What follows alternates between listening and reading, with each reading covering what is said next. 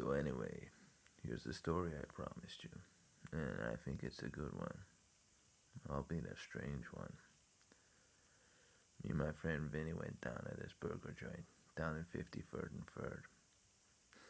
This is fucking crazy, because Vinny's not the main fuck up in this story, and he merits a whole book in his crazy ways. But anyway, Vinny says I need to eat here. He says it's awesome. So I'm game. Just more up for grabbing a beer and catching up, because I've not been with Vinny in ages. So we go in and we sit in these booths. It's kind of like one of those stupid novelty 50s diners that are fucking everywhere now. But thank fuck nobody's got on a stupid hat or dressed like a fucking clown. I'd have been right out the door if that was the case. There is tableside jukeboxes though, but decent ones. Can't complain there. Anyway, we get served by the lovely Lucy, real pretty looking girl. She recommends the pizzas, but Vinny orders for us.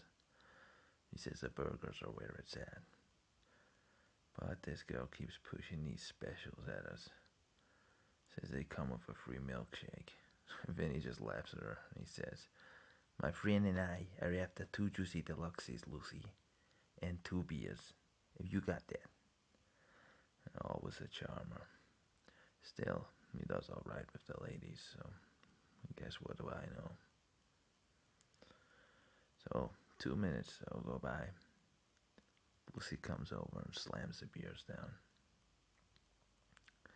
10 minutes later, she comes and slams down our food. It breaks the fucking plates. I'm not sure which pissed her off so much, about us not taking up her recommendation. But she's definitely kissed goodbye to her tip. I fucking hate bad customer service. Even when Vinny was snappy with her, the customer's always right, believe me. So I'm looking at this Juicy Deluxe. A stupid name, but it's fitting, I guess. It's 8 ounces of meat, and with it already being cut in half, you can see the meat juices running out of it. Vinny's got this stupid look in his face. He's like, "You having a bite or not?" And I'm just wondering, why is this guy getting a fucking hard one over an $8 burger? We live in Manhattan, and it's restaurant paradise. But I've always loved Vinny's enthusiasm. He makes even double ball games fun to watch. And it's always good to know someone like that. Well, I take a bite. Not bad. Decent burger, Vinny, I say. Meat's maybe a little sweet for my tastes, but definitely decent. And Vinny's like, "What you fucking want for $8? Where else would you get an 8 ounce of fucking meat for the price?" Yeah, well, the owner's probably some sick Korean. This is probably fucking dog or cat or alligator. Who the fuck knows? No, he's not.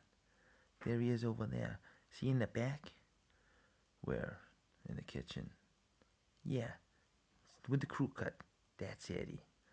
He still makes all the burgers to this day. And you know what? He's fucking loaded. Well, why would you be stupid enough to do that? Work your ass off when you're rich.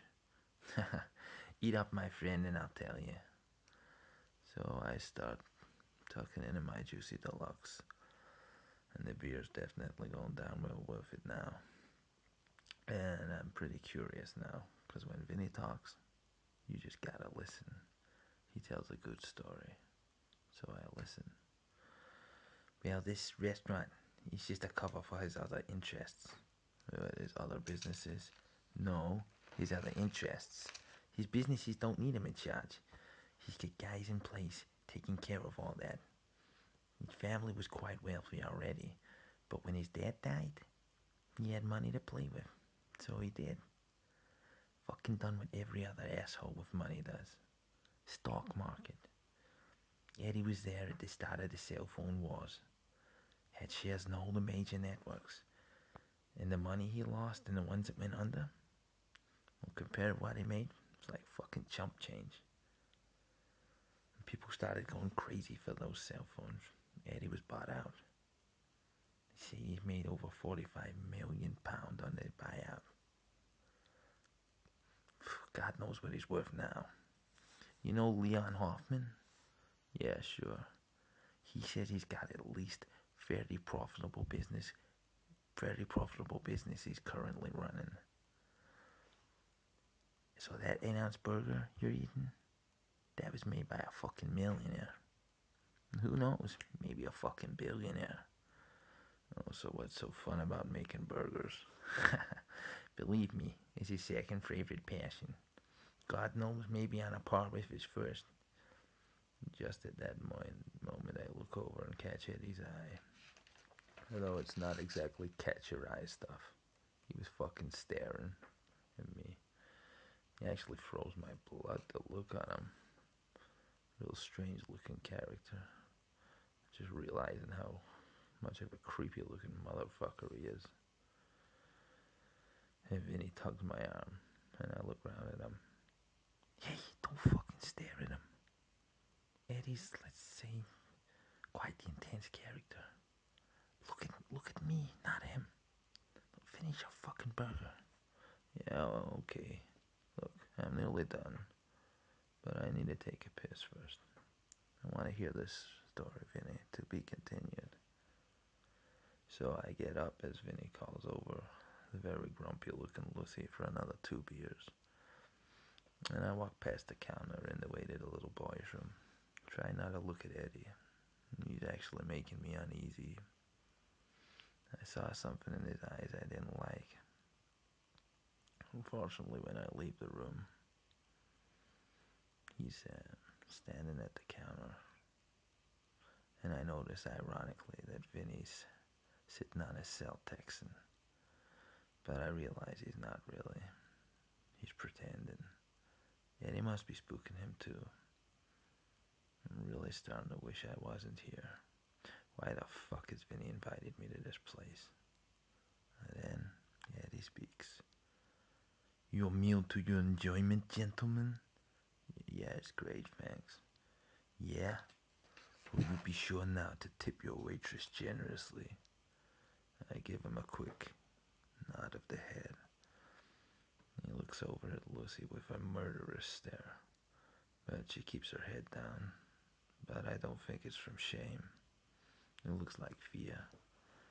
And it doesn't look like the first time this kind of thing's happened either. There's another waitress on. She's got her head down too. She's just trying not to make eye contact. I'm starting to suspect our new friend really is the loose cannon type.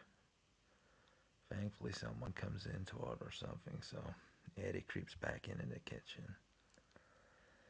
But on the way in, he quickly shoots me an evil look over the hot plate. What the fuck have I done to him?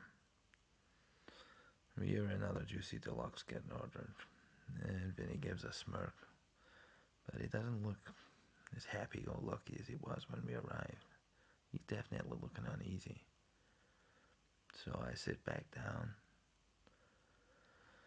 looking to finish up. Further beers can be consumed tonight, but elsewhere, not in this fun house. So Vinny, finish your story, man, and finish your food, and let's get out of here. He's freaking me out. Yeah, he's not making me feel so good either. It was Leon that told me about him in this place. Show me Eddie in the business papers. What, you've never been here before? Of course I haven't. I came for the gimmick. What fucking gimmick? Where the meat fucking comes from. What? Where the fuck does the meat come from? Well, Eddie owns one of those meat packing plants in Hell's Kitchen. So where does the fucking meat come from? What fucking animal? Hey, I'm fucking answering you, you crazy fuck. Or I'm a crazy fuck. Yeah, you are a crazy fuck. The meat packing company obviously supplies here. Cutting out the middleman. But that's just a cover too. That's a cover for, let's just say, bad business deals. Vinny has a quick glance to see Eddie's still in the kitchen. And thankfully he is. So basically, anyone that gets in the way or doesn't take a buyout gets fucking whacked. Eddie's a madman. So why the fuck did you take me here? Are you fucking crazy? Sorry, I thought you would be curious like me. Places like this, places with gimmicks.